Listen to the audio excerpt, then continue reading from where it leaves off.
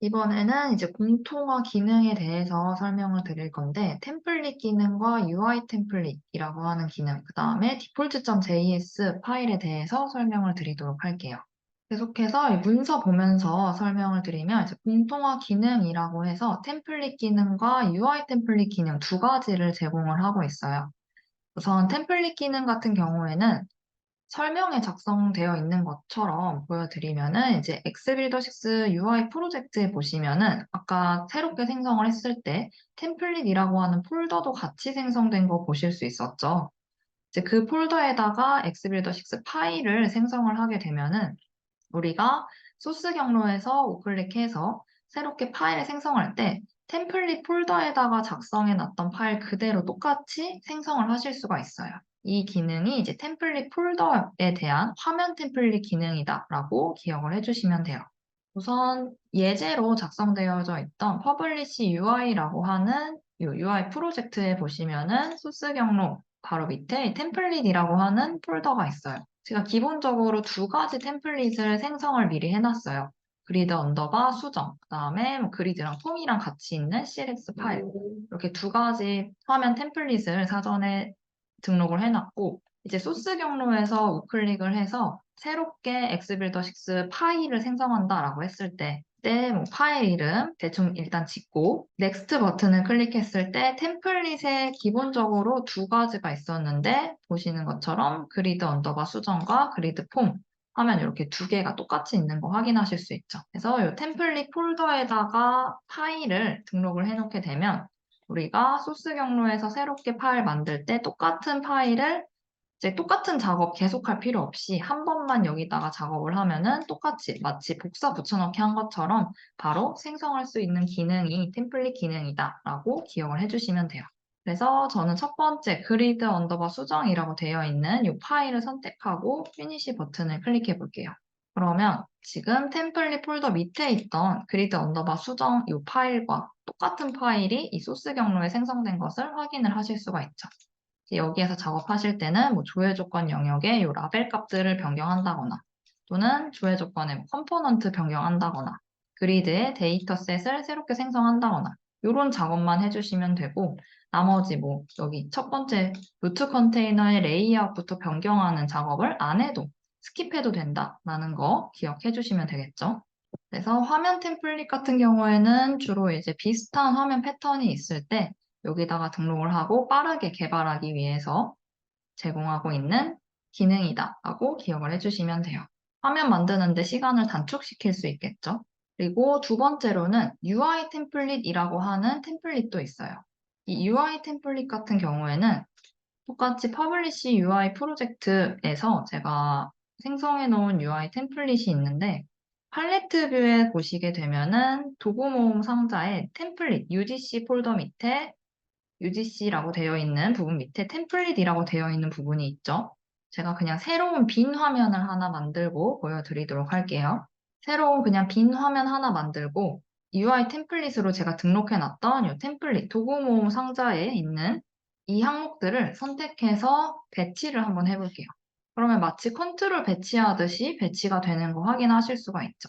이 UI 템플릿 같은 경우에는 화면 템플릿은 화면을 똑같이 만들 때 사용하는 게 화면 템플릿이고 UI 템플릿은 말 그대로 컴포넌트를 똑같이 계속해서 배치를 똑같이 해야 될 때 그때 UI 템플릿으로 등록을 해놓고 마치 하나의 컨트롤인 것처럼 바로바로 추가해서 사용할 수 있게 하는 기능이 UI 템플릿이다라고 보시면 돼요.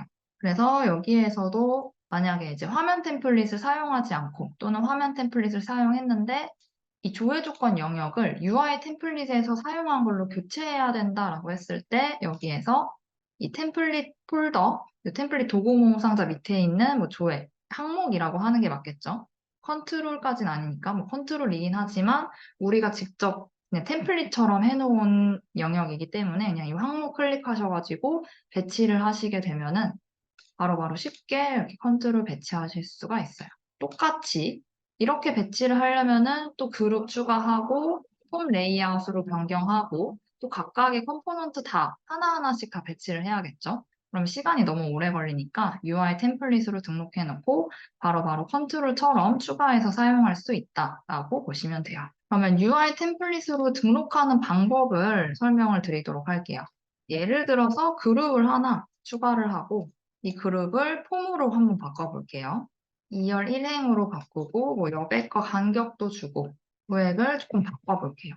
그래서 첫 번째 이 열에다가는 그룹을 하나 또 넣어서 저는 레이아웃을 플로우 레이아웃으로 지정을 해서 아웃풋 컨트롤 여기다가는 라벨 값으로 넣어주고 그다음에 라벨 옆에는 이제 컴포넌트를 주로 배치하겠죠. 뭐 인풋 박스 컨트롤 배치해서 이렇게 아웃풋 옆에 인풋 이런 식으로 조회 조건 영역을 간단하게 만들어 놓고 이 해당 그룹을 UI 템플릿으로 등록을 하고 싶다라고 했을 때 이 그룹 자체를 선택을 하시고 우클릭을 하시게 되면은 UI 템플릿으로 등록이라고 하는 항목이 보여요. 이 항목에 보시면 프로젝트 공유 UI 템플릿으로 등록이라는 항목이 있고 글로벌 UI 템플릿으로 등록이라고 하는 항목이 있죠. 이제 해당 프로젝트에서 공유를 하겠다라고 했을 때는 당연히 프로젝트 공유 UI 템플릿으로 등록을 하시면 되고 워크스페이스 안에서 사용하겠다라고 했을 때는 글로벌 UI 템플릿으로 등록을 하시면은 내 워크스페이스 안에서 모든 프로젝트에서 다 사용을 할 수가 있다라고 보시면 돼요. 우리는 프로젝트에서 주로 UI 템플릿을 사용을 할 테니까 프로젝트 공유 UI 템플릿으로 등록을 선택을 해주시고 저는 똑같이 약간 규칙에 맞춰서 조회 1단이라고 입력을 할게요. 이름은 말 그대로 여기 보여지는 이름이라고 보시면 돼요. UI 템플릿의 이름. OK 버튼을 클릭을 하시면 이 팔레트 뷰 하단에 제가 방금 전에 추가해놨던 폼 조회 1단이 추가된 것을 확인을 하실 수가 있어요. 그러면 다른 CLX 파일에서도 마찬가지로 여기서 조회 조건을 1단으로 바꾸겠다라고 했을 때 아까 거 제가 삭제를 하고 제가 방금 전에 등록해놨던 조회 1단을 선택해서 배치한 거 확인하실 수가 있죠. 이런 식으로 프로젝트 내에서 계속해서 반복되는 뭐 그룹이라던가 컨트롤 이런 것들을 여기 UI 템플릿으로 등록을 하게 되면은 마치 하나의 컨트롤인 것처럼 바로바로 사용할 수 있는 기능이다 라고 이해를 해주시면 돼요. 그래서 프로젝트에서 이 화면 템플릿도 많이 사용이 되게 되고 UI 템플릿도 많이 사용이 되게 돼요. 그리고 공유를 하실 때에는 이 UI 프로젝트에 보면은 .settings라고 하는 폴더가 있어요. 만약에 이게 보이지 않는다라고 하면은 지금 필터링이 걸려져 있는 거라서 그 필터 아이콘을 클릭하셔서 상단에 보면 필터 아이콘 있죠? 필터 아이콘에서 점 리소스 이 부분을 체크 해제하시면은 점 세팅즈라고 하는 폴더가 보여요. 이 점 세팅즈라고 하는 이 폴더 안에 보시면은 만약에 UI 템플릿 등록했다라고 하면은 캔 템플릿이라고 하는 이 .xmi 파일을 공유해서 프로젝트에서 공유해서 사용하시면 되고 이 밑에 있는 이 템플릿 화면 같은 경우에는 템플릿 폴더 밑에 있는 이것들은 따로 커밋해가지고 사용을 하시면 되겠죠. 프로젝트 안에 있는 파일이다 보니까 이것들은 그냥 쉽게 공유해서 사용하실 수 있어요. 화면 템플릿 같은 경우에는 공통적인 스크립트도 같이 생성이 되기 때문에 조금 더 화면 템플릿을 많이 사용한다라고 이해를 해주시면 될 것 같아요. 시간을 단축할 수 있는 기능이다라고 보시면 되겠죠. 그래서 화면 템플릿 생성하는 방법, UI 템플릿 생성하는 방법이 여기 문서에 작성이 되어 있고 왜 사용하는지도 작성이 되어 있다라고 보시면 돼요. 다음으로 default.js 파일에 대해서 설명을 드리도록 할게요. 이 default.js라고 하는 파일은 작성되어 있는 것처럼 프로젝트 내에서 기본값이나 공통 상수를 정의할 수 있는 파일이라고 기억을 해주시면 돼요. 프로젝트별로 표준이 다르기 때문에 이 컨트롤별로 디폴트 속성을 적용하는 기능을 제공한다라고 기억을 해주시면 되고 우선은 default.js 파일을 제가 UI 프로젝트에다가 생성을 해놨어요. 퍼블리시 UI 프로젝트 맨 밑에 보시면은 default.js 파일 있죠? 파일 더블 클릭해서 보시게 되면은 이 컨트롤즈라고 하는 속성 안에 각각의 컨트롤들, 인풋 박스 컨트롤에 대한 기본값 속성을 변경할 수 있는 이 파일이다라고 보시면 돼요. 기본값 같은 경우에는 예를 들어서 디자인 탭에서 전 지금 현재 버튼을 선택하고 일반 탭에 보시게 되면은 기본 교육에서 다 들으셨겠지만 이렇게 회색으로 되어 있는 부분과 검정색으로 되어 있는 텍스트 차이가 있는 거 확인하실 수 있죠. 회색은 디폴트 값이고 검정색은 사용자가 직접 변경한, 직접 선택한 값이라고 이해를 해주시면 돼요. 근데 이 디폴트 값 자체를 각각 프로젝트마다 당연히 이 디폴트 값 다를 수 있겠죠. 해당 버튼이 리드 온리가 무조건 true인데도 있을 거고 아니면 enable이 뭐 false인데도 있을 거고 이런 식으로 기본값이 다르기 때문에 이 기본값 자체를 제어할 수 있는 파일이 default.js 파일이구나라고 이해를 해주시면 돼요. 그래서 여기에서 현재 인풋 박스의 show clear 버튼이 true로 지정이 되어 있어요. 그러면 인풋 박스를 한번 추가를 해보면 현재 인풋 박스 배치해놨죠, 제가. 인풋 박스 선택하고 show clear 버튼 확인해보면 true로 기본값이 지정되어 있는 거 확인하실 수가 있어요. 현재 더블 클릭해서 보면은 true가 기본값이죠. 그래서 지금 디자인 탭에 이 클리어 버튼이 보여지고 있는 거, 비지블 처리되고 있는 것을 확인하실 수가 있고 당연히 false로 지정하면은 여기 사용자가 직접 변경했으니까 검정색 텍스트로 보여지게 되고 이 디자인 탭에서도 클리어 버튼이 보이지 않는 것을 확인하실 수가 있어요. 다시 디폴트 값으로 돌리고 제가 default.js 파일에 이 show clear 버튼의 값을 false로 변경을 하고 저장을 하도록 할게요. 해당 값을 false로 변경하고 저장해서 다시 한번 인풋 박스가 있는 디자인 탭을 확인해 보시면 아까랑은 다르게 show clear 버튼의 기본값이 false로 지정된 거 확인하실 수가 있죠. 이런 식으로 default.js 파일의 역할은 기본값 제어하는 파일이구나 라고 이해를 해주시면 돼요. 그리고 이 default.js 파일에서도 다 컨텐트 어시스트 받아보실 수가 있어요. 컨트롤 키 누르시고 스페이스 키를 눌러주시게 되면 이 인풋 박스라고 하는 컨트롤에 있는 속성들 쭉 나열돼서 기본값 다 각각 지정을 바꿀 수 있다라고 기억해 주시면 돼요. 그래서 이 부분도 프로젝트 공통이니까 공통적으로 인풋 박스에 클리어 버튼 보이게 할 건지 또는 뭐 넘버 에디터에 스핀 버튼 보이게 할 건지 이것들 다 여기서 한 번에 처리한다라고 기억을 해주시면 돼요. 그리고 컨텐트 어시스트도 가능하다라고 기억해 주시면 되겠죠. 또 그리드 보시게 되면은 그리드 안에 레이아웃도 컨트롤마다 지정할 수 있어요. 그리드의 레이아웃 안에 컨트롤즈 또 안에 그 안에 그리드 안에 인풋 박스 컨트롤 배치가 될 수 있겠죠. 넘버 에디터나 각각 서치 인풋 이런 각각의 컴포넌트들의 스페이싱도 여기서 기본적으로 지정을 변경할 수 있다라고 이해를 해주시면 돼요.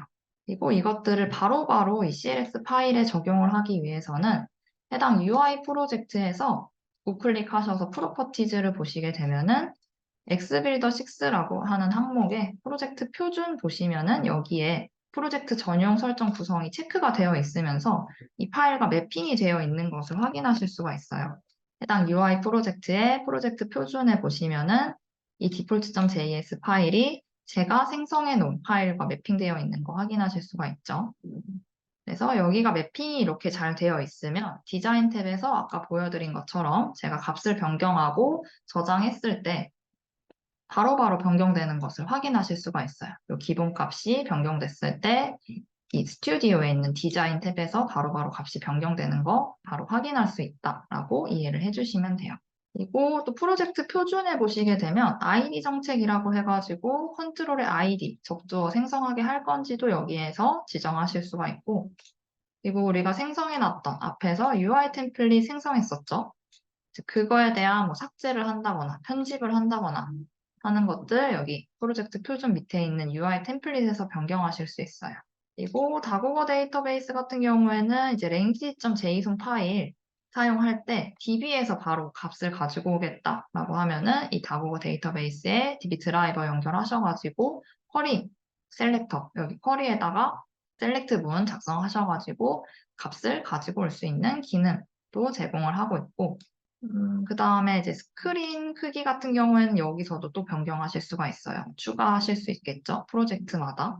스크린 크기 다르게 할 때 여기에서 원래 있던 것들 다 뭐 지우고 새롭게 추가해가지고 스크린 설정, 스크린 크기 지정하실 수 있고 또 표준 크기 같은 경우에는 디자인 탭에 컨트롤 배치할 때 기본적으로 크기를 여기서 변경하실 수가 있어요.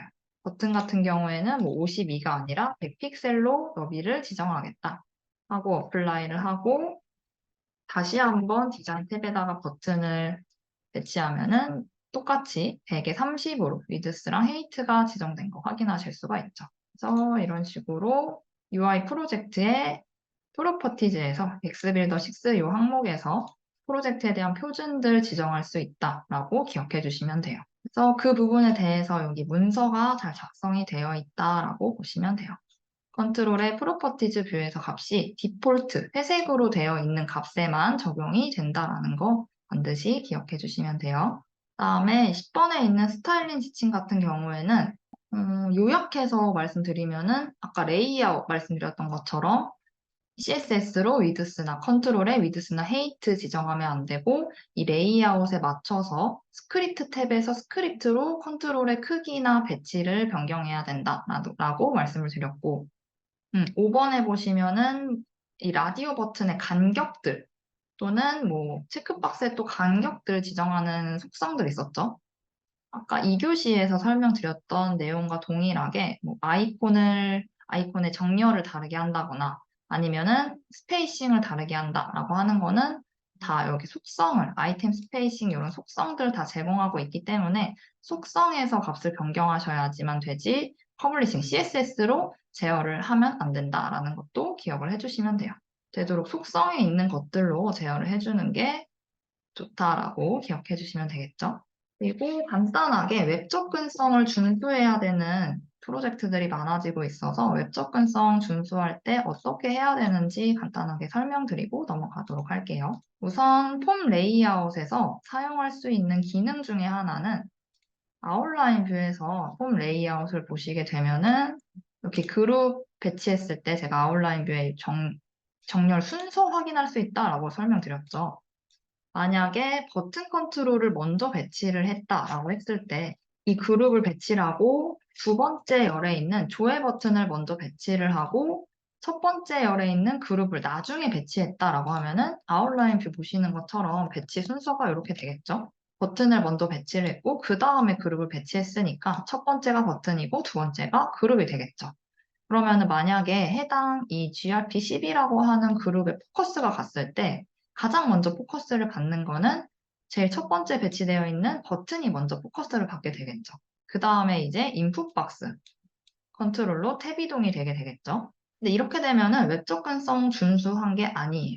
탭 이동하게 되면은 당연히 인풋 박스에 먼저 탭 이동이 돼야 되고 그 다음에 조회 버튼으로 이동이 돼야겠죠. 논리적인 순서대로 탭 이동이 돼야 되니까. 물론 강제로 조회 버튼에 먼저 줄 수도 있겠지만 대부분의 이 웹 접근성 준수는 논리적인 순서대로 탭 이동이 돼야 돼요. 그래서 당연히 이 그룹이 먼저 배치가 돼야 되고 그룹이 배치가 되고 인풋 박스에 포커스가 먼저 가고 이제 여기에서 다음 탭으로 이동할 때는 조회 버튼으로 논리적인 흐름대로 이렇게 배치가 돼야겠죠. 화면에 이 순서대로 배치가 되어 있으니까 이제 해당 폼 레이아웃 같은 경우에는 아예 단축키를 제공을 하고 있어요. 아웃라인 뷰에서 우클릭해서 이 GRP10에서 우클릭해서 보시게 되면 표시 순으로 자식 정렬이라고 되어 있는 부분이 있어요. 컨트롤 시프트 K라고 하는 단축키를 누르시게 되면 제가 해당 그룹을 선택하고 컨트롤 시프트 K를 눌러볼게요. 그러면 아웃라인 뷰에 지금 논리적인 순서가 변경된 거 확인하실 수가 있죠. 원래는 버튼이 먼저 있었는데 그룹이 먼저 배치가 됐고 그 다음에 버튼 이렇게 논리적인 순서대로 변경이 된 것을 확인을 하실 수가 있어요. 그러면은 탭 이동했을 때 당연히 첫 번째로는 인풋 박스에 탭 이동이 될 거고 그 다음에 탭 이동하면은 이 버튼, 조회라고 하는 버튼으로 탭 이동이 되게 되겠죠. 그래서 웹 접근성 하실 때는 이 그룹 같은 경우에 뭐 다른 그룹들도 당연히 다 논리적인 순서대로 배치를 해야겠지만 표시 순으로 자식 정렬은 반드시 폼이 이렇게 배치가 되어 있다라고 하면은 폼 선택하시고 한 번씩 컨트롤 시프트 K를 눌러주시면 조금 더 쉽고 빠르게 컨트롤의 이 논리적인 순서대로 배치가 되니까 그러면 또 폼이 있다라고 하면은 이때도 마찬가지로 컨트롤 시프트 K 해가지고 논리적인 순서대로 배치가 잘 되어 있는지 확인을 해보시면 돼요. 그래서 웹 접근성 준수한다라고 하면은 폼 레이아웃의 컨트롤 시프트 K는 반드시 기억을 해주시는 게 좋고 또 스튜디오에서 제공하는 기능 중에 하나는 그러니까 오전에 제가 컨트롤들 각각 속성들 설명드리면서 필드 라벨의 값을 무조건 입력하는 게 좋다라고 말씀드렸죠. 여기다가 입력을 해야지 아리아 라벨로 이 해당 값이 대체가 되면서 스크린 리더가 해당 값이 뭔지 읽는다라고 말씀드렸어요. 이 해당 컨트롤이 뭔지. 컨트롤 스페이스 눌러서 접근성 검토라고 검색을 하시게 되면은, 그래서 접근성 검토를 선택을 하시게 되면 지금 이렇게 빨갛게 누락됨이라고 뜨는 거 확인하실 수가 있어요. 이제 필수적으로 아웃풋 컨트롤이 아니라 값을 입력할 수 있거나 값을 선택할 수 있는, 대체적으로 아웃풋 빼고 아웃풋과 그룹 빼고 다라고 보시면 돼요. 이 필드 라벨에 무조건 값을 입력해야 되는 부분들, 입력해야 되는 컨트롤들의 누락됨이라고 표시가 되면서 더블 클릭해서 밸류 값을 성명이라고 바꾸고, 이 해당 인풋 박스에다가는 이제 조회를 하기 위해서는 성명 값을 입력을 해야 된다라고 하면은 필드 라벨에 이런 식으로 성명이라고 작성을 해야지만 스크린 리더가 읽는다라고 이해를 해주시면 돼요. 그래서 웹 접근성 심사를 본다, 아니면 웹 접근성을 준수해야 된다라고 할 때는 이 스튜디오에서 접근성 검토 모드를 키신 다음에 누락된 부분 더블 클릭하시면은 자동으로 더블 클릭해서 값을 입력하시면 자동으로 필드 라벨에 값이 들어가게 돼요. 그리고 만약 입력을 다 했다라고 했을 때는 그냥 디자인 탭에서 ESC 키 눌러주시면 이 빨간색 부분 다 사라지게 돼요. 접근성 모드가 꺼졌다라고 보시면 되겠죠. 그래서 스튜디오에서 이 접근성 검토랑 그다음에 이 단축키, 폼 레이아웃일 때 컨트롤 시프트 K 표시 순으로 자식 정렬 진짜 많이 사용하니까 이 두 개는 반드시 기억해 주시는 게 좋아요. 그리고 접근성을 꼭 준수하지 않는다고 하더라도 표시 순으로 자식 정렬은 이제 편리하게 탭 이동할 때 조회 조건에서 제가 한번 탭 이동을 해보면 다음 탭으로 계속 이렇게 탭 키 눌렀을 때 이동하는 거 확인하실 수가 있죠. 그래서 이 탭 이동은 배치하다 보면 순서가 꼬일 수도 있어서 반드시 컨트롤 시프트 K는 습관처럼 사용을 해주시는 게 좋아요.